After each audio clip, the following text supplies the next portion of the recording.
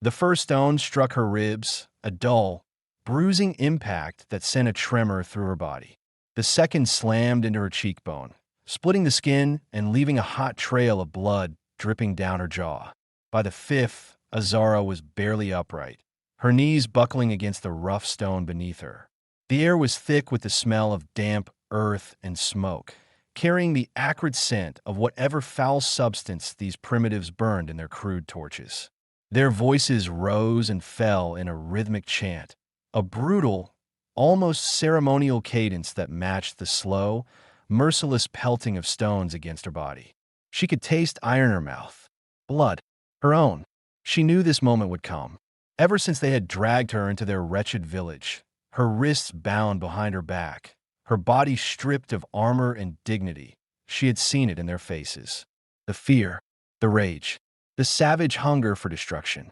They didn't understand her, nor did they care to. To them, she was an outsider, an invader, a threat, a traitor. That word still burned, though not from the mouths of these people. No, it burned because it had come first from her own kind. Azara forced herself to stay conscious, though her body ached to surrender to the black void creeping at the edges of her vision. She needed to think, needed to remember how she had ended up here. The mission, the order, the moment she defied it. Her people, the Vari, were a highly advanced race, masters of technology, pioneers of the stars. And yet, for all their intelligence, they were no less cruel than the primitives who now stood in a circle around her, jeering and throwing stones. She had refused a direct command, an extermination order. They had sent her here as part of a scouting operation, studying the development of the native species. The Vari had done this countless times before: observe, record, analyze, and then inevitably judge. If a species was deemed insignificant, if they lacked the potential to evolve into something of value, the decision was simple: eradicate them before they could become a threat. Azara had watched the people of this world, had studied them. Yes, they were primitive, violent, ruled by superstition and fear. But they were also something else: resilient, adaptable, capable of change. She had argued against the extermination, begged her superiors to reconsider, and when that failed, she had taken matters into her own hands. She sabotaged the operation, destroyed the relay beacon that would have sent the final signal to her fleet, delayed the judgment, bought this world time. For that, she was branded a traitor. Her own people had cast her down, sending her to the very creatures she had fought to protect. A message, a warning. This is what happens to those who defy the Vari. Another stone struck her temple, and she swayed, pain flaring white-hot behind her eyes. The crowd roared. She clenched her fists, the bindings cutting into her skin. Her breath came in ragged gasps. She would not break, would not plead. A deep voice rang out over the chaos, and the stones halted midair. The village elder stepped forward, his wrinkled face set in a mask of grim determination. His robes were adorned with bones and feathers, his long, gnarled staff etched with symbols of their gods. He spoke in the rough, guttural language of his people, and the warriors beside him stepped forward. One of them carried a stone larger than the rest. The killing blow. Azara stared at it, feeling an odd sense of detachment. Would it be quick, or would they draw it out, reveling in the slow extinguishing of her life? The warrior lifted the stone high above his head. A sharp, metallic snap echoed through the air. Then a scream. The warrior jerked violently, a thin, dark object embedded deep in his throat. He staggered, choking, blood spilling down his chest. The stone slipped from his fingers and hit the ground with a heavy thud. For a moment, there was silence. Then chaos. The villagers scattered, shrieking in confusion. Some reached for weapons, others dove for cover. Azara barely had time to register what had happened before another figure moved through the crowd, swift and deliberate. A gunshot cracked the air. The elder crumpled to the ground. Azara's vision blurred, her mind struggling to catch up. Then, suddenly he was there, a man, tall, broad-shouldered, wrapped in dark, weather-worn fabric.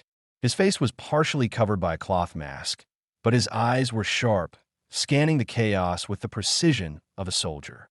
A rifle rested against his shoulder, modified and well-used. Human. Her breath hitched. She had heard rumors of them. Wandering nomads, mercenaries, survivors. Ghosts of the fallen colonies that had once dotted this sector before the Vari had deemed them unworthy. Most had perished. A few had disappeared into the void, lost to exile. And yet, here he was. The human strode toward her with purpose, unflinching in the midst of the screaming villagers. He reached her in seconds, dropping to one knee. A knife flashed in his hand. Azara flinched, instincts flaring despite her exhaustion. But he didn't attack. Instead, the blade slipped between the bindings on her wrists. With a swift motion, he cut her free. Her arms fell limply at her sides, blood rushing back into her fingers in sharp, painful tingles. The human reached for her again, this time to lift her, but she recoiled on reflex. He hesitated, his brows drawing together in a frown. For a moment, they simply stared at each other, him crouched before her, Azara swaying unsteadily against the stone pillar. Then, slowly, he extended a hand. A choice. She looked at it, breath uneven. The village behind them was still in chaos, but it wouldn't last. Soon, the warriors would regroup. Soon, they would come for her again. She had no other option. With the last of her strength, she took his hand. His grip was firm, steady. Without another word, he pulled her up, adjusting her weight against him. Then he turned, rifle at the ready, and they ran. Behind them, the village roared in fury. The hunt had begun. Azara's world tilted violently as Callan pulled her through the dense undergrowth, his grip firm but not unkind. The sharp scent of damp earth and alien flora filled her nose, mingling with the coppery tang of her own blood. Her vision swam, her body sluggish from pain and exhaustion, but instinct pushed her forward. She could hear the chaos behind them, the enraged shouts of the villagers, the frantic pounding of feet as they scrambled to organize a pursuit. Callan moved with purpose, weaving through the twisted roots and thick foliage like he had done it 1,000 times before. His movements were quick, deliberate. This wasn't blind escape. He had a plan. Azara had no choice but to trust him. Her legs threatened to give out, the strain of her injuries dragging her down like dead weight. She stumbled, barely managing to keep herself upright. Callan noticed. Without breaking stride, he adjusted his grip and pulled her closer against his side, supporting her without a word. "Keep moving," he murmured, his voice low, edged with urgency. His accent was strange, his tone rough, but his words, asterisk his language, asterisk was human. The realization hit her through the fog in her mind. A human, an actual human. She had studied them once, long before her exile.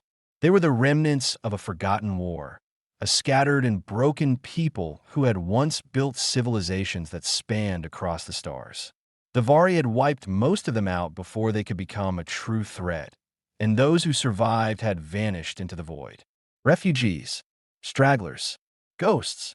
And yet here he was, flesh and blood, and she was running for her life beside him. The underbrush thinned ahead, giving way to jagged rock formations. Callan took the incline with ease, his boots finding footholds in places Azara could barely register. She tried to follow, but her balance was failing her. Her limbs felt detached, foreign, like they belonged to someone else. She barely made it halfway up before her knees buckled. Callan was there before she could hit the ground. He caught her with a swift, practiced motion, then exhaled sharply.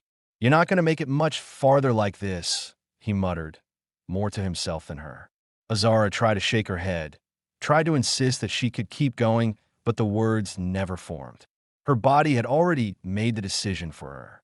With a resigned breath, Callan crouched and lifted her in one fluid motion, slinging her over his shoulder like she weighed nothing. Azara tensed, her instincts screaming in protest, but she didn't have the strength to fight him. She could hear his heartbeat, steady and unshaken beneath the layers of fabric and armor he wore. It was strangely grounding. "This'll be easier if you don't pass out," he said, adjusting his hold. "Just a little farther." Azara gritted her teeth, forcing herself to stay conscious as he carried her over the ridge. The descent on the other side was steep, leading into a narrow ravine shrouded in shadow. The ground here was uneven, slick from recent rain. Vines clung to the rock walls, their thick, bioluminescent veins pulsing faintly in the dim light. A hidden pathway, one that the villagers, in their blind rage, would likely overlook. Callan moved fast, his breath steady despite the added weight. He didn't hesitate, didn't falter. He knew exactly where he was going.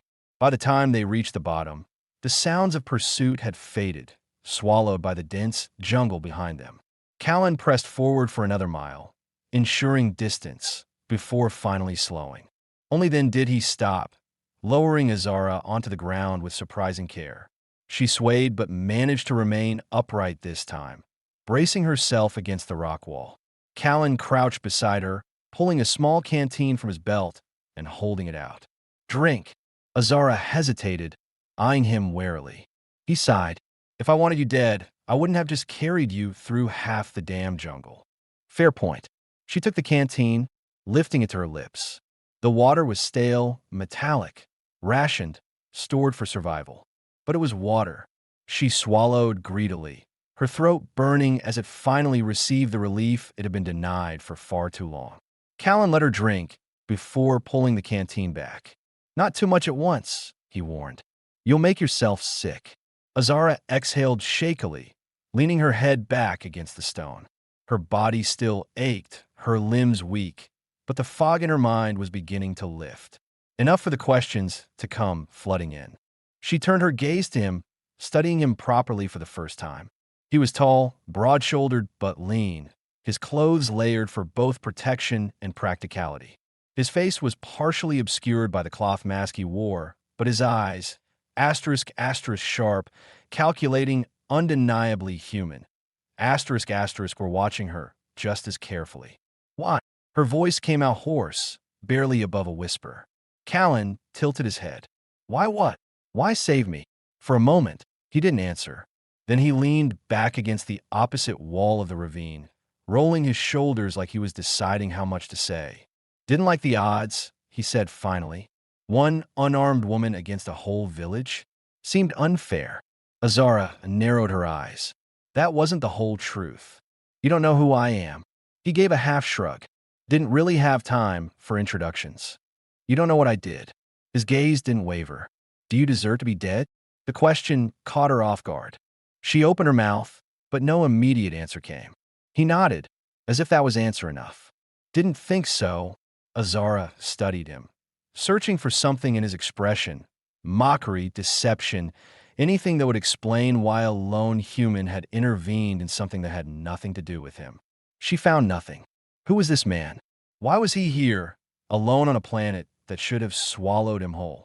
He was a mystery, but right now, he was also her only chance at survival. She exhaled through her nose, rolling her shoulders as she tested the strength in her arms. "We can't stay here." Wasn't planning to. Callan pushed off the wall, reaching for his rifle. "Come on. We need to move before they figure out where we went." Azara hesitated only a moment before following. Whatever came next, one thing was certain.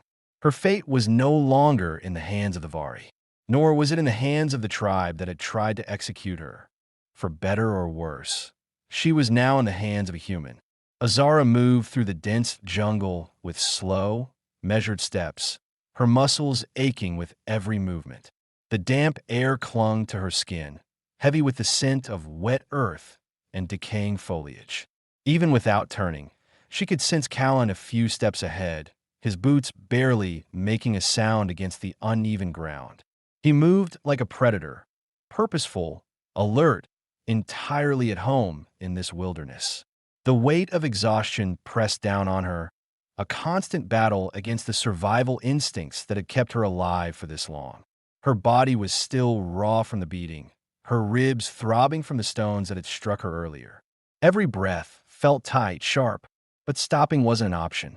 Callan hadn't said much since they had left the ravine. He had barely glanced at her, his focus instead fixed on the terrain, scanning for threats. Azara didn't mind the silence. She wasn't ready to talk, either. The jungle stretched out endlessly before them, thick and overgrown, a tangled mess of bioluminescent vines and towering trees. Strange sounds echoed through the underbrush, the distant shriek of some unseen creature, the rustling of massive leaves shifting overhead. The ground beneath them was slick, treacherous, forcing them to pick their way carefully through the tangled roots and patches of deep, sinking mud. Azara had been trained for survival. She had spent years studying hostile environments, analyzing terrain, memorizing strategies. And yet, nothing about this place felt familiar. The humid air made her lungs burn, and the gravity here, slightly heavier than what her body was accustomed to, pulled at her limbs, making each movement feel sluggish. She could still hear the distant cries of the villagers behind them, far off now, but persistent. They weren't giving up. Callan suddenly raised a hand, signaling her to stop. Azara froze, watching as he crouched low, pressing a hand to the damp ground. He was listening, feeling. After a few tense seconds, he gave a short nod and rose. "They're moving away from us," he muttered. For now, Azara studied him carefully. He had no scanner, no equipment to track movement, just instincts honed by experience. That, more than anything, confirmed what she had already suspected. This man had been surviving out here for a long time. She didn't ask how long. She wasn't sure she wanted to know. They continued moving, pushing deeper into the wilderness until the thick canopy overhead blocked out nearly all traces of the planet's twin moons. Azara's body screamed for rest, but Callan showed no signs of stopping. He didn't even seem winded. Her frustration finally reached a breaking point. "How much farther?" she asked, her voice rough. Callan didn't look back. "Couple more miles." She scowled, flexing her stiff fingers. "We should stop." "I can't." She cut herself off, hating the weakness in her voice. "I need to rest." Callan slowed slightly, then exhaled as if debating whether or not to argue. He finally turned, scanning her in the dim light. His eyes flicked to the way she was favoring her right side, the sluggishness in her movements. He knew she was close to collapse. Without a word, he veered off the path and led them toward a thick grove of trees. A few minutes later, they emerged into a small clearing near a shallow stream, its surface reflecting the eerie blue glow of the surrounding plant life. "This'll do," he said, setting his rifle down against a nearby tree. Azara didn't waste time. She lowered herself onto the damp ground, leaning against a moss-covered rock, willing her body to stop trembling. Callan knelt by the water's edge, filling his canteen. "You're going to need to eat something," he said over his shoulder. Azara closed her eyes for a moment before responding. "I'll be fine." That's not an answer. She exhaled sharply, but she didn't argue. She knew better than to ignore basic survival needs. Still, her stomach churned at the thought of food. Callan rummaged through a small pack at his waist and pulled out something wrapped in old cloth. He unwrapped it and held it out to her. Dried meat. Tough, slightly charred. Human food. Azara hesitated. Vari physiology was different from human biology. Her digestive system could handle a wide range of proteins, but that didn't mean it would agree with her. She met Callan's gaze. He was watching her carefully, his expression unreadable. He had saved her life, carried her through the jungle, and now he was offering her food. She took it without another word. The first bite was harder than expected, her jaw aching as she chewed. The taste was strong, too salty, but not entirely unpleasant. It would do. Callan seemed satisfied with her choice to eat, turning his attention back to their surroundings. He was constantly scanning, his posture relaxed but alert. Azara swallowed another bite before finally asking the question that had been lingering since the moment he had cut her free. "How long have you been here?" Callan didn't look at her. "Long enough." "Alone." His fingers twitched slightly against the strap of his rifle. That was answer enough. Azara studied him for a moment. He wasn't Vari. He wasn't a native, which meant he was either a survivor from one of the old human colonies or something else entirely. "What about you?" he asked, shifting the focus. "What the hell did you do to make those people want you dead?" Azara's fingers tightened around the dried meat. She chewed slowly, deliberately, buying herself time. She could lie. She could tell him she was just another exile, another outcast lost in the galaxy. It would be easier than explaining the truth. But Callan had already saved her life once. And out here, honesty was a rare currency. I stopped a war, she said finally. Callan's brows lifted slightly, the first real sign of curiosity he had shown. Azara leaned her head back against the rock, exhaling. At least I tried. Silence stretched between them. Callan didn't press for details. He didn't question her further, didn't demand an explanation. He just sat there, watching the jungle, the quiet hum of unseen creatures filling the space between them. Azara wasn't sure why, but that silence was more unsettling than interrogation. She finished eating and wiped her hands against her torn clothing. Callan tossed a small cloth toward her, and she caught it with reflexes that surprised even herself. Get some sleep, he said, standing. I'll keep watch. Azara hesitated. You trust me enough to sleep with me still here? Callan's lips quirked slightly. Not really, but if you were planning to kill me, you wouldn't have waited this long. Azara huffed, shaking her head as she stretched out against the rock. Her body still ached, her mind still raced with 1,000 unanswered questions. But for now, exhaustion was stronger than paranoia. Her eyes grew heavy, the rhythmic sounds of the jungle blending with the steady breathing of the human beside her. For the first time in days, she allowed herself to sleep. Callan sat in silence, his rifle resting against his knee, watching the darkness. The real danger hadn't passed. It was just beginning. Azara woke to the sound of water trickling over smooth stone. The air was cool, thick with the scent of damp earth and the faint metallic tang of nearby vegetation. It took her a moment to remember where she was, not the stone pillar, not the village, not the cold void of space. The jungle, alive.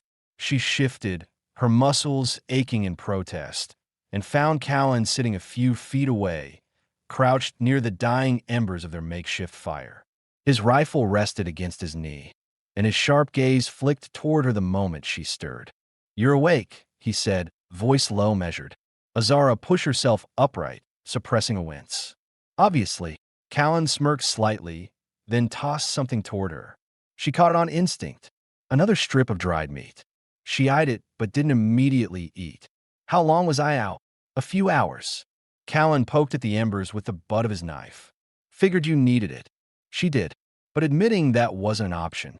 She chewed the tough meat slowly, letting silence settle between them. It wasn't uncomfortable, but it was weighted, like something unspoken was lingering just beneath the surface. Azara studied him in the dim light, taking in the details she had been too exhausted to register before. His face was lined with faint scars, his hair dark and unkempt, long enough to brush the collar of his weather-worn jacket. He looked like a man who had been fighting for a long time. And he was human, a species that should have been long gone from this part of the galaxy. You never told me your name, she said finally. Callan didn't look at her, didn't think it mattered. It does now. That made him glance up. He studied her for a long moment, as if trying to decide whether or not to trust her with something as simple as his name. Callan, he said at last. Callan Voss. Azara nodded once, rolling the name around in her head. It fit. He tilted his head slightly. And you? She hesitated. The name Azara Vainari had once carried weight. It had been tied to rank, status, duty. Now, it was nothing more than a ghost. But it was still hers. Azara, she said. Callan's lips quirked slightly. Just Azara? For now. He didn't press. A brief flicker of something passed between them. Not trust, not yet, but maybe the beginning of something close. Azara shifted, stretching out her sore limbs. So, Callan, she said, testing the name. How does a human end up alone on a planet like this? He exhaled, rolling his shoulders as he leaned back against a tree. Crash landed here a long time ago. My ship didn't make it. Neither did the rest of my crew. Azara frowned. You were part of a crew? Used to be, Callan said. Freelancers. Took jobs where we could find them. Cargo runs, security, the occasional salvage operation. Mercenaries? Callan's mouth twitched. More or less. Azara glanced around at their surroundings. And now you're what? Just some lone survivalist waiting to die on an uncharted world. Something like that. She narrowed her eyes. There was more to his story, something he wasn't saying. And you? Callan asked, shifting the focus. What did you do to piss off those people so badly? Azara tensed slightly. She had expected the question, but answering it was another matter entirely. She could lie, say she was just another exile, another victim of fate. But something told her Callan wasn't the type to believe in convenient stories. She swallowed, staring at the flickering embers. I made a choice my people didn't agree with. That choice get someone killed? Azara's throat tightened. It almost had. I stopped a war, she said instead. Callan's brow lifted slightly. That's so. She nodded, her fingers tightening around her knee. I was part of an operation. Observation and analysis. My people were deciding whether or not this planet was worth saving. And they decided it wasn't. Callan's expression darkened slightly. So they were just going to wipe it out? Azara exhaled. They call it preventative measures. Erase potential threats before they evolve into actual threats. It's how the Vari have kept control of this sector for centuries. Callan's jaw tensed, his grip tightening on his rifle. Sounds familiar. Azara frowned, but before she could question the meaning behind his words, Callan shook his head. And you what? Decided to stop them. I tried, Azara said. I sabotaged the operation, destroyed the relay beacon before they could send the final command. Callan let out a low whistle. Bet that went over well. She gave him a humorless smile. They sent me here to die. Silence settled again, heavier than before. Callan studied her for a long moment, then huffed a quiet laugh. So, that makes two of us. Azara blinked. What? Two people stranded on a planet they were never supposed to be on, Callan said, stretching out his legs. You try to stop a war. I try to outrun one. Azara tilted her head slightly. You were running from something? Callan didn't answer right away. His gaze flickered toward the jungle, his fingers idly drumming against the stock of his rifle. Not something, he said at last. Someone. Azara narrowed her eyes. Ooh, Callan's expression darkened. Vari. She stiffened. You've dealt with my people before? He gave her a sideways glance. Let's just say you're not the first Vari I've had a problem with. A chill crept down Azara's spine. Callan had survived this long, alone, against both the jungle and the remnants of her kind. That wasn't luck. It was experience. She suddenly wasn't sure if she was safer with him, or in more danger than before. Callan seemed to pick up on her unease. He exhaled, rubbing a hand down his face. Relax, Azara. If I wanted you dead, you wouldn't be sitting here eating my rations. She scoffed. That's supposed to be reassuring? He smirked. A little. Azara shook her head, but the tension in her chest loosened just slightly. For the first time since waking up in chains, she didn't feel entirely alone. It wasn't trust. Not yet. But it was something. The silence was unnatural. Moments ago, the jungle had been alive with its usual symphony. The distant hum of unseen insects, the occasional rustle of something shifting in the undergrowth, the steady drip of moisture from the thick canopy above. Now all of it had vanished. Azara knew better than to ignore the sudden absence of sound. Her body tensed, every muscle coiling in anticipation as she slowed her steps. Her hand instinctively went to the knife strapped to her side, though she knew it wouldn't be much help if they were truly walking into danger. Ahead of her, Callan froze mid-step. He was already reaching for his rifle, his movements slow, deliberate. He felt it too. We're not alone, he murmured. Azara's grip tightened around her weapon. How many? Callan's eyes scanned the dense foliage, his head tilting slightly, as if listening for something just beyond normal hearing range. A few seconds passed. Then, barely above a whisper, 3, maybe 4. Azara barely had time to process the warning before the first shot rang out. She dropped to the ground on instinct, rolling behind the gnarled roots of a massive tree just as a projectile tore through the air where she had been standing. A sharp burst of energy struck the trunk beside her, sending a shower of scorched bark and embers into the humid night. Not primitive weapons. Not the villagers. This was something else. Callan had already taken cover behind a thick outcropping of rock, his rifle snapping up with trained precision. He fired a controlled burst in the direction of the attack, the muzzle flash illuminating his sharp, focused expression. "Move," he barked. Azara didn't hesitate. She darted to the side, keeping low, her breath coming in shallow gasps as another shot struck dangerously close. The attackers were trying to box them in, pushing them toward a kill zone. She recognized the tactic, Vari combat formations. Her pulse pounded. No, it couldn't be. A figure emerged from the darkness, weaving through the trees with unsettling speed. They were armored, sleek, black, plating with faint violet etchings glowing beneath the surface. The design was unmistakable. Vari. The sight of them sent a shock through Azara's system. It wasn't just any soldier. It was one of her own. A warning shout caught in her throat, but Callan had already seen them. He pivoted sharply, his rifle aligning with the center of the approaching Vari's chest. Azara reacted on instinct. She lunged forward, grabbing Callan's rifle just as he pulled the trigger. The shot went wide, searing into the ground near the Vari's feet. "What the hell?" Callan snarled, yanking his gun away from her grip. Azara barely registered his anger. Her focus was locked on the Vari soldier, who had stopped just a few feet away, their own weapons still raised but hesitating. Their helmeted gaze locked onto her, the faint glow of their visor flickering in recognition. A distorted voice crackled through the comm system. "Azara?" The world narrowed. The jungle, the gunfire, even Callan's tense presence beside her, all of it faded into the background. She knew that voice. It was impossible, but there they stood, a ghost from the life she had left behind. Azara's mouth went dry. Her fingers twitched at her sides, torn between reaching for her weapon and reaching for something she had lost long ago. "Stand down," the soldier ordered, their voice firm but strangely unsteady. Azara took a slow step forward. "Who sent you?" The soldier didn't answer, but the way their grip on their rifle tightened spoke volumes. She understood then.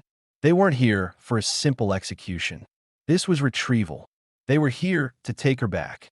She could feel Callan's stare burning into the side of her face, his entire body coiled like a spring ready to snap. His finger was still on the trigger. He was waiting for signal. Azara's heart pounded. She could end this now, finish the fight before it even started. But a small, desperate part of her needed to know why. Why had they hesitated?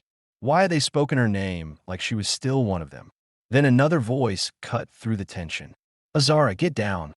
She didn't think. She just reacted. A second Vari soldier had circled behind them, their weapon raised. Callan's shot came first, striking true. The soldier crumpled with a choked sound, their body hitting the ground in a lifeless heap. The hesitation shattered. The first soldier moved too fast. Azara barely had time to raise her blade before they slammed into her, knocking the knife from her grasp. They hit the ground hard, the breath driving from Azara's lungs as the weight of the armor pinned her down. She struggled, twisting beneath them, but the Vari had the advantage. They pressed a knee into her abdomen, their weapon pressing firmly under her jaw. "Don't make me do this," the soldier murmured, the distortion in their helmet fading just enough for Azara to hear the raw strain in their voice. A plea. Azara's breath came in sharp, ragged bursts. "You were my friend." A long pause. "And you were supposed to be dead." Callan's rifle cocked. "Get the hell off her." The soldier's helmet tilted slightly, not at Callan, but at Azara. Then, in one swift motion, they yanked a small device from their belt and slammed it into the mud beside them. A pulse of blue light erupted from the ground, sending out a shockwave that scrambled the air itself. Callan staggered back, cursing as his rifle flickered and powered down. An EMP. Azara used the distraction. She threw her full weight into a roll, flipping the soldier onto their back. Before they could react, she wrenched their helmet free. A familiar face stared up at her. "Taryn." Her chest tightened. "Taryn, stop this," she whispered. His jaw clenched. "I can't." A knife flashed. Azara saw it coming a second too late. Pain exploded along her side, sharp and burning. She gasped, her vision flickering as the blade bit deep. But Callan was already moving. The gunfire was deafening in the confined space of the jungle. Taryn's body jerked. His eyes she had once trusted, widened in shock. Then he collapsed. Azara barely caught him before he hit the ground. His breathing was ragged, shallow. Blood stained his uniform, pooling beneath his armor. His fingers twitched, gripping Azara's arm with surprising strength despite his injuries. He coughed, and when he spoke, it was barely more than a whisper. "They'll send more." Azara swallowed hard, her throat tight. "I know."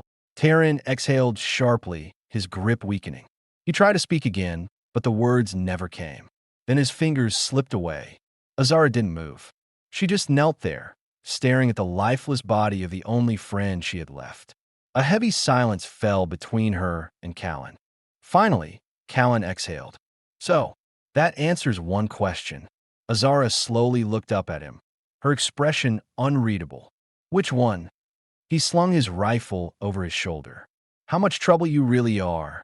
Azara let out a breath that was half a laugh, half a bitter curse. "You have no idea." Callan reached out a hand. She hesitated for only a second before taking it. She rose to her feet, blood staining her side, her mind reeling with the weight of what had just happened. Her people weren't done with her yet. And now, neither was Callan. Azara felt the warmth of blood soaking in her side, its slow, insidious spread numbing her skin. Each step sent a fresh pulse of pain through her ribs, but she forced herself to move. She couldn't afford to stop now. Callan was silent as they pushed forward through the dense jungle, his rifle still gripped tightly in his hands. She didn't need to look at him and know he was angry. His jaw had been set in a hard line ever since he pulled her off the ground, and she couldn't blame him. She had hesitated when she should have killed Taryn the moment she saw him. That single moment of doubt had nearly cost them both their lives. The jungle stretched around them, dark and endless, the thick air heavy with moisture and the faint metallic scent of crushed foliage. The deeper they went, the harder it became to hear anything beyond the dull roar of her own pulse. Her body was slowing, exhaustion creeping into her limbs like a poison. Callan noticed. "We stop here," he said, voice clipped. Azara barely had the strength to argue. She let herself sink onto a moss-covered rock, exhaling sharply as she pressed a hand against her wound. The cut was shallow, but deep enough to slow her down, deep enough to make her a liability. Callan didn't sit.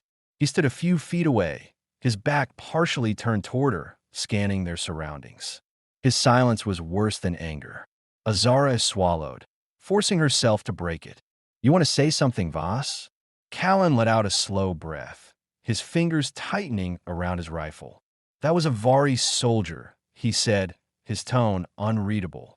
"And he knew you." Azara closed her eyes for a moment, steeling herself. "His name was Taryn."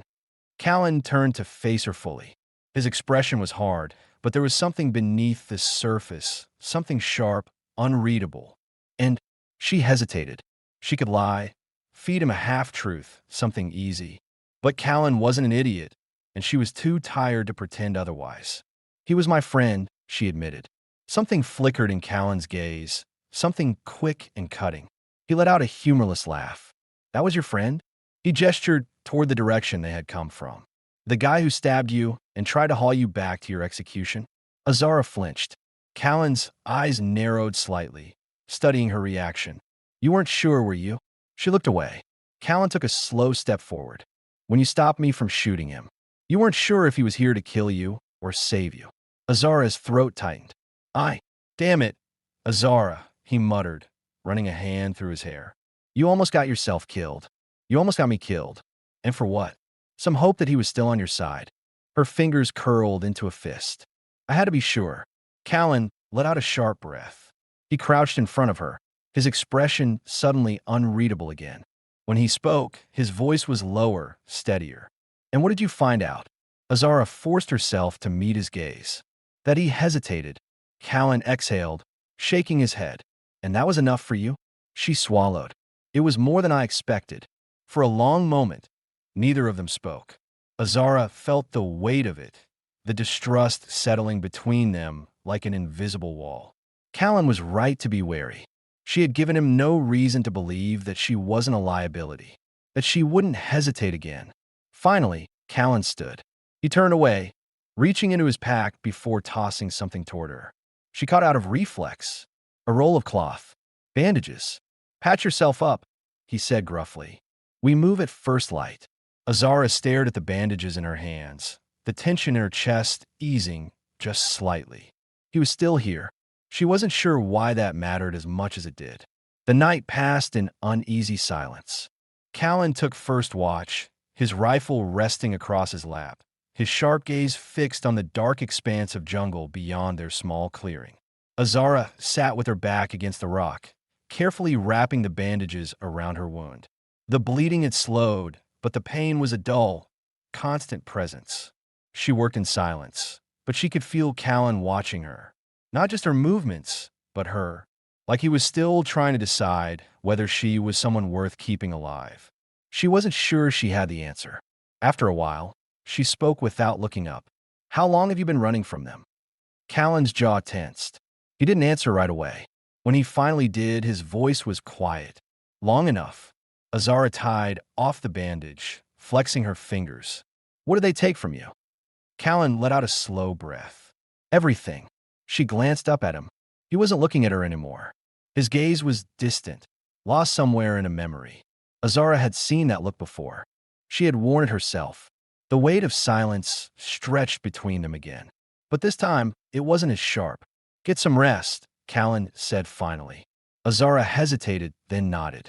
She closed her eyes, leaning her head back against the rock.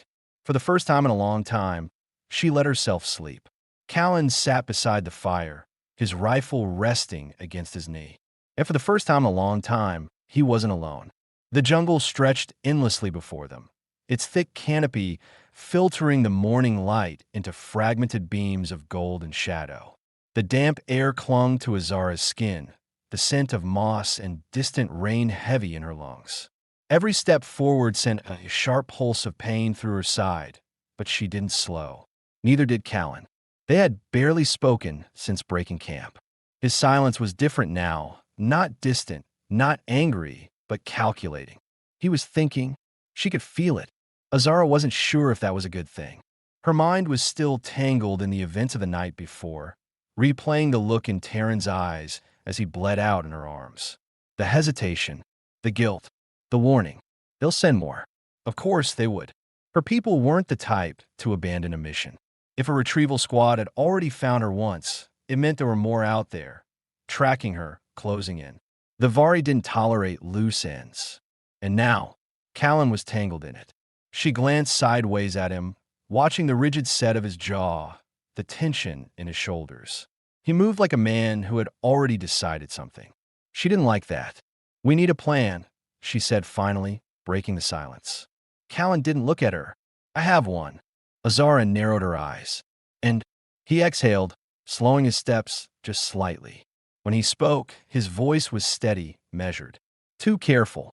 I have a ship. Azara stopped walking. What? Callan turned to face her, his expression unreadable. Or what's left of one. It's in the wreckage a few miles west. If I can get the comms working, I might be able to send a distress signal. Her pulse quickened. Why didn't you mention this before? Callan shrugged. Didn't seem relevant. Azara let out a short, sharp laugh. You have a way off this planet, and you didn't think that was relevant? His gaze darkened. It wasn't. Not until now. Azara stared at him, realization sinking in like a stone in her gut. You're going to leave. Callan's expression didn't change. She stepped forward. That's what this is, isn't it? You've been stuck here for, what, years? And now you see an opening, a way out. And you're taking it. Callan didn't deny it. Something twisted in Azara's chest. She wasn't sure why it bothered her. This had never been permanent. They weren't partners. They weren't friends. But somehow, the idea of Callan walking away felt heavier than it should have. I didn't ask for this, he said finally, voice quiet but firm. I didn't ask to be dragged into your war, Azara. She clenched her fists. I never asked you to save me. Callan's jaw tightened. You're right. But I did. And now I have to decide how far I'm willing to go. Azara swallowed against the knot forming in her throat. How far would he go? She wanted to believe she had earned something here, some fragile trust, some unspoken understanding. But maybe she was wrong. Maybe this had always been temporary. Maybe she was still alone. Callan shifted, looking away for the first time. Look, if I can get a signal out. Maybe. A sharp crack split the air. Azara barely had time to react before the ground exploded beside her, sending shards of dirt and stone flying into the air. Callan grabbed her arm and yanked her into cover just as another shot rang out, slicing through the undergrowth. They had found them. Azara cursed under her breath, pressing her back against the thick roots of an overturned tree. Her pulse pounded against her ribs. How many? Callan risked a glance around the edge. At least 5. He exhaled sharply. They're not making the same mistake as last time. They weren't here to capture her. They were here to finish the job. Azara's fingers curled around the grip of her blade, her mind racing. They were outnumbered, outgunned, and cut off. Running wasn't an option. We make a stand here, she said. Callan shot her a look. That's a great way to get us killed. Azara met his gaze, unflinching. Then go. Callan stiffened. If you don't want to be part of this, Callan, leave. Her voice was steady, despite the way her chest tightened with every word. I'll handle it. Callan stared at her for a long moment. Then, without a word, he turned and ran. Azara forced herself to breathe, pushing down the ache spreading through her ribs. It's better this way. She adjusted her grip on her knife, counted the incoming footsteps, and prepared for the fight. She could do this alone. She always had. Then, a sound, metal against metal, the sharp whine of a rifle charging. Azara's head snapped up just as the first soldiers stepped into view, only to be blown off their feet by a perfectly placed shot. Her breath caught. More gunfire followed, precise and relentless, cutting through the jungle like a blade. The soldiers barely had time to react before the second and third went down, their bodies crumpling into the dirt. Azara turned, her heart hammering. Callan stood on the ridge above, rifle braced against his shoulder, his expression cold and unreadable. He met her gaze. You still want me to leave? Azara exhaled sharply, shaking her head.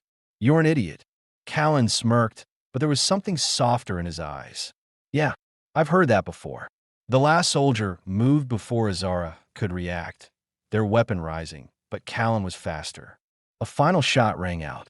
Silence followed. Azara took a slow, unsteady breath. The fight was over. Callan lowered his rifle, stepping forward. We need to move. Azara nodded, swallowing hard. She didn't say thank you, and Callan didn't expect her to. But as they disappeared into the jungle, moving toward whatever future awaited them, something between them had changed. Callan hadn't run. He had chosen to stay. The wreckage loomed before them, half swallowed by the jungle. Twisted metal and shattered glass lay tangled in the undergrowth, vines creeping through the fractured hull like nature reclaiming what was left. Callan stood at the edge of the crash site, scanning the ruins with a quiet intensity. Azara could see it in his stance. This place meant something. He took a slow breath, then stepped forward. Azara followed, her boots crunching against debris as they made their way toward what was once the ship's command deck. The jungle had done its work over the years, vines weaving through exposed wiring, rust eating away at the hull plating. The ship was dead, or at least, that's what it looked like. Callan moved with purpose, pushing past broken panels and charred circuitry, stopping only when they reached what had once been the communications array. Azara frowned. This is your plan? Callan crouched, brushing dust away from the corroded interface. If the core's intact, I might be able to get a signal out. She folded her arms, watching him work. And if it's not? Callan didn't answer. Azara exhaled, running a hand through her hair. The fight from earlier still clung to her bones, exhaustion pressing against the edges of her mind. But there was something heavier than that. Uncertainty, because this was the moment everything changed. For the first time since she had been chained to that stone pillar, escape was real. Not just running, not just surviving, but leaving this planet behind. She should want that. So why did she feel like something was tightening in her chest? Callan grunted, drawing her focus back to him. He had pried open one of the panels, revealing the flickering remnants of the ship's old power core. The dim glow of failing energy pulsed within, weak but still alive. Hope. Callan gave her a quick glance.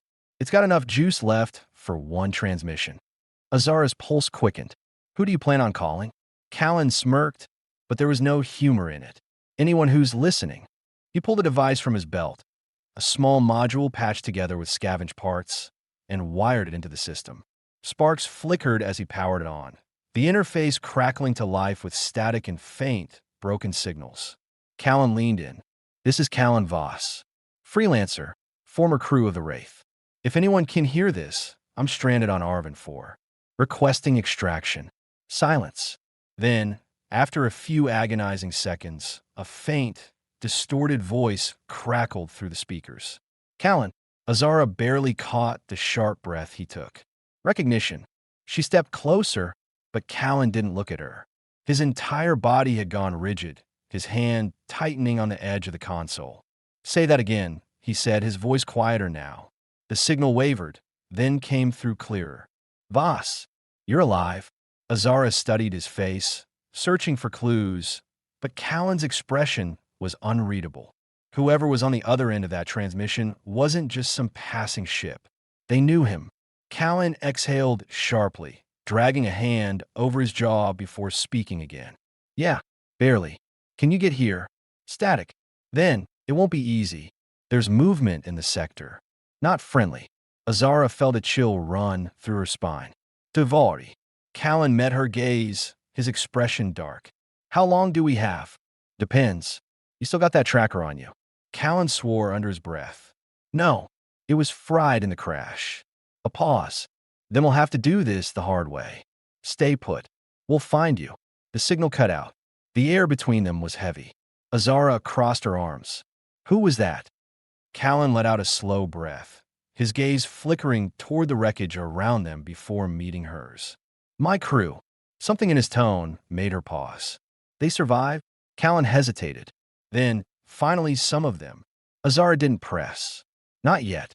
Instead, she turned toward the jungle, scanning the dense shadows between the trees. If the Vari were moving in the sector, they didn't have much time. Callan must have had the same thought. We need a defensible position. Azara nodded. They'll come for us first. Callan's lips twitched into something that wasn't quite a smile. Yeah, let's make sure they regret it. The hours passed in tense preparation. They reinforced the ship's remains, using salvaged metal to create cover points, blocking off exposed angles where an ambush could come from. It wasn't perfect. Nothing was on this planet, but it was something. As the sun began to set, Azara sat near the edge of the wreck, sharpening the blade of her knife with slow, methodical strokes. Callan sat a few feet away, checking over his rifle. He hadn't spoken much since the transmission. Azara glanced at him. You trust them? Callan looked up, his brow furrowed. My crew, she nodded.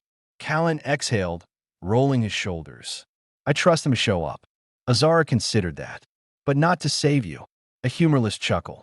They don't owe me that. Azara studied him for a moment. She wasn't sure if he meant that as a simple fact or as something heavier.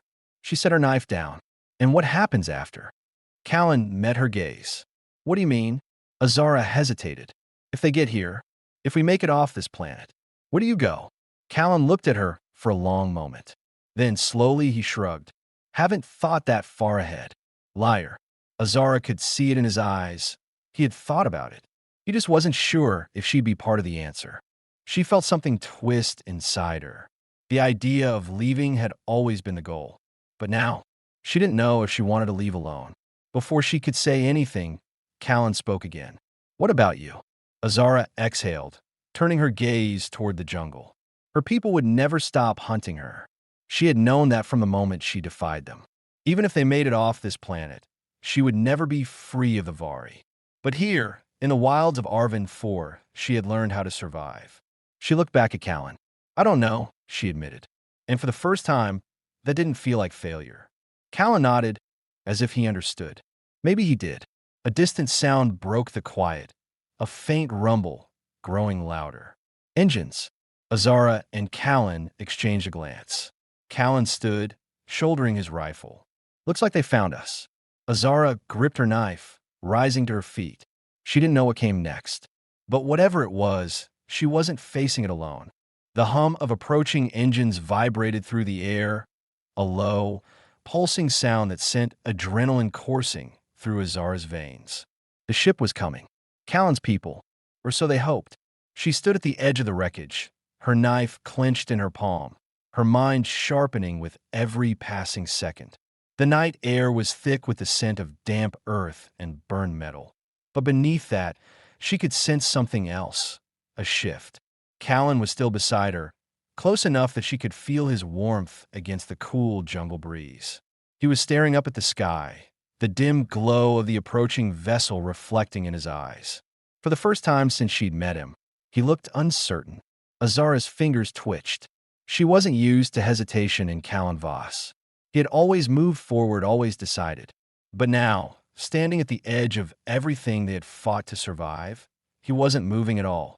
A part of her didn't want to ask, didn't want to give weight to whatever storm was brewing inside him. But her body betrayed her. Her hand lifted before she could stop it. Fingertips brushed against his wrist, the barest of touches. Callan tensed. His gaze snapped to hers, surprised, like he had forgotten she was even there. Azara swallowed. "You sure about this?" Callan exhaled through his nose, a quiet, tired sound. "No."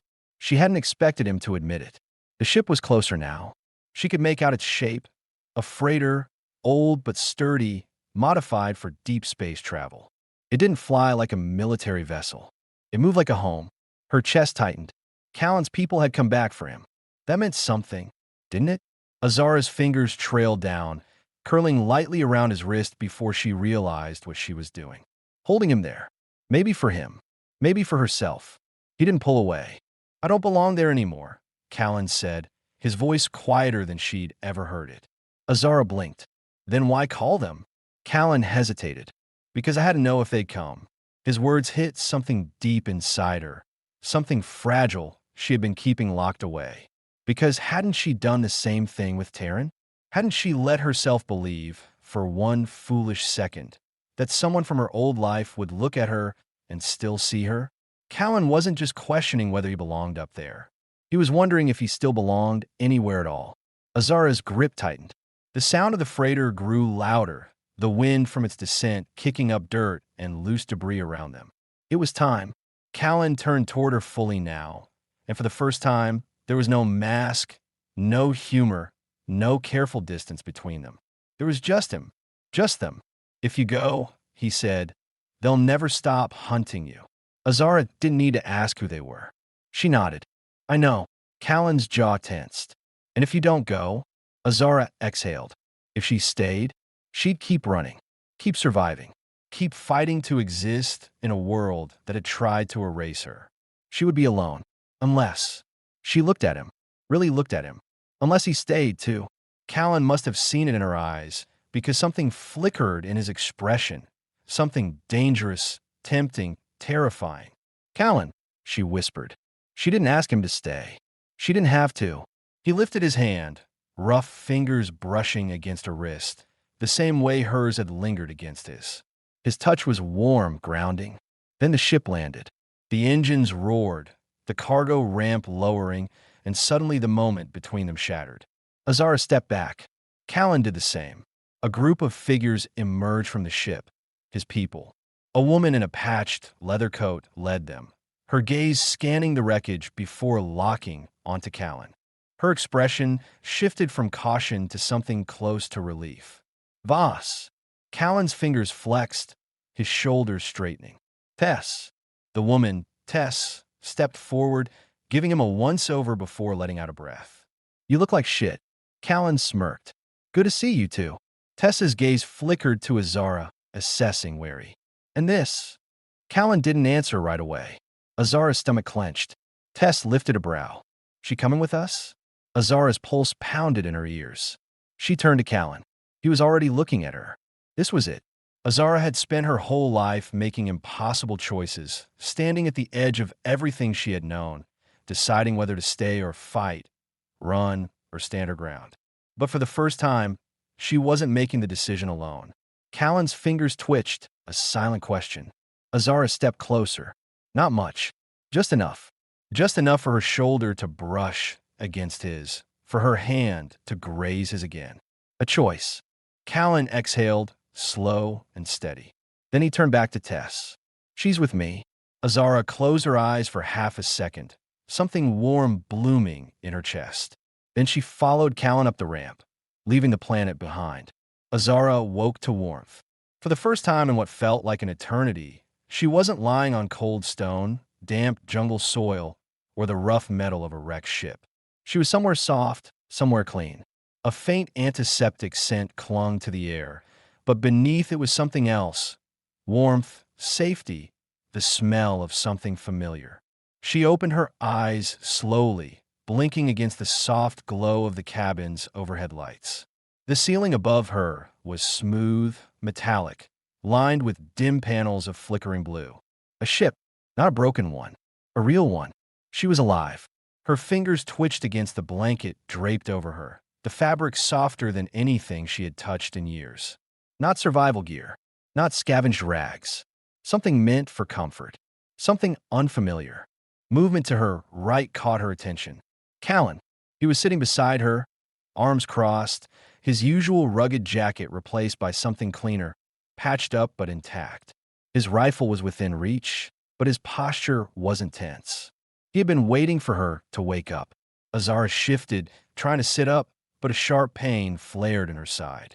She let out a quiet hiss, her body instinctively recoiling. Callan was there in an instant. Close. Too close. His hands, rough, steady, real, found her arm and shoulder, guiding her back down with careful pressure. Easy, he murmured. You're still healing. Azara scowled. I hate healing. Callan huffed a laugh, shaking his head. Yeah, well, not much of a choice. She frowned, looking down at herself. Bandages. Fresh ones. Proper stitching. No makeshift wrappings. No hastily tied strips of fabric soaked in river water. Someone had patched her up right. She glanced at Callan. You? He shrugged, but there was something unreadable in his expression. Tess helped. But yeah. Azara blinked. Callan wasn't a medic. She had seen the way he handled wounds before. Efficient, practical, but never delicate. This was delicate. Her fingers ghosted over the bandages, pressing lightly against the healed edges of her wound. No infection. Callan smirked. Yeah, well, figured you'd give me hell if I let you rot. Azara let out a breath. Not quite a laugh, not quite a sigh. She looked at him again, this time really looked. The tension in his shoulders had eased, just slightly. The exhaustion that had always lined his features was still there, but softer. Like for the first time in years, he wasn't waiting for the world to take something else from him. The weight of it hit her all at once. They weren't on Arvin for anymore. They weren't running. They had made it out. Azara swallowed against the lump forming in her throat. How long? 2 days, Callan said. You were in and out. Kept mumbling. Her brows furrowed. What did I say? Callan smirked, but there was warmth beneath it. Wouldn't tell you even if I remembered. She huffed, shaking her head. But her pulse stumbled when he reached forward, brushing a stray strand of hair from her face with quiet familiarity. The touch was light, barely there, but it lingered. Azara swallowed. So what now? Callan's hand hovered near hers for half a second before he leaned back in his chair, exhaling through his nose. Depends. On. He met her gaze, something serious flickering behind his usual dry humor. You, he said simply. Azara blinked. Me? Callan's jaw tensed, like he was weighing his next words carefully. You have options now, Azara. You don't have to run anymore. If you want, we could drop you somewhere safe. A fresh start. Something inside her twisted. A fresh start. She should have wanted that. Should have jumped at the idea of walking away, of finally being free of the past. But the thought of walking away from him. No, not after everything. She swallowed, shifting against the mattress. And if I don't want to be dropped off somewhere? Callan's gaze didn't waver. Then you stay. Azara's pulse skipped. It wasn't a command. It wasn't even a request. It was an offering, a choice. And for the first time in a long time, it was hers to make. She didn't think. She reached out, her fingers brushing against his wrist again, not by accident this time. Callan stilled, his breath hitching just slightly at the touch. Azara's lips quirked into the faintest smirk. I think I like it here. Callan exhaled, something unspoken passing between them. His hand turned beneath hers, his fingers tangling with hers in a way that felt far too easy. Far too right. Azara swallowed hard, her throat tight. Callan. He leaned in before she could say anything else. The kiss was slow, hesitant at first, like neither of them fully believed they had made it this far. But then his fingers curled against her cheek, and she was falling into it, into him. The warmth of him, the steady weight of his touch, the unspoken relief in the way he held her like he was afraid to let go. Azara melted. For the first time in years, she wasn't fighting to survive. The sun was warm against Azara's skin, the golden light filtering through the trees, casting soft shadows on the worn stone path beneath her feet. The air smelled of fresh soil and blooming flowers, a stark contrast to the damp, unrelenting jungle they had once fought to survive in. She had never thought she would know peace. And yet, here she was, standing on the terrace of their home, watching Callan work on a speeder that had seen better days, his sleeves rolled up, his dark hair falling into his eyes as he muttered curses under his breath. A smile tugged at her lips. They had been on Vena Colony for nearly 6 months now. A real place. A home. Callan had connections here. A few old crewmates, people who owed him favors, people who didn't ask questions. It had been enough to start over. Enough to make something real. Azara had expected the adjustment to be difficult, that she would feel restless without the constant need to run, to fight, to survive. But for the first time in her life, she had something worth staying for. Callan let out a frustrated sigh, wiping grease from his fingers as he glanced up at her. You just gonna stand there, or are you actually gonna help? Azara arched a brow, crossing her arms. You sure you want my help? I seem to remember fixing things isn't exactly my specialty. Callan smirked. Yeah, well, watching isn't yours either. Azara rolled her eyes but stepped down from the terrace, closing the space between them. She perched herself on the edge of the speeder's open hood, watching as he reached inside to adjust something with a practiced hand. The colony was quiet today, the distant hum of market stalls and passing speeders blending into a peaceful background noise. She could hear the laughter of children playing somewhere nearby, the scent of fresh bread drifting from a vendor down the street. Normal. Azara exhaled, rolling her shoulders. It still felt strange, but it wasn't unwelcome. She reached forward, her fingers brushing against Callan's forearm. His skin was warm beneath her touch, solid, real. He paused, glancing up at her with a knowing look. You good? He asked. Azara nodded. Yeah. He tilted his head. You sure? You got that look. She raised a brow. What look? Callan smirked. The one that says you're thinking too much. Azara huffed, shaking her head. I don't think that's a real thing. He leaned in slightly, his voice dropping to something quieter, something just for her. You do it more than you realize. Azara swallowed, her fingers curling slightly against his arm. He was right, of course. She had spent so much of her life waiting for the next fight, the next betrayal, the next thing to go wrong. But for the first time, she wasn't waiting for something to be taken away. She was here, with him, and that was enough.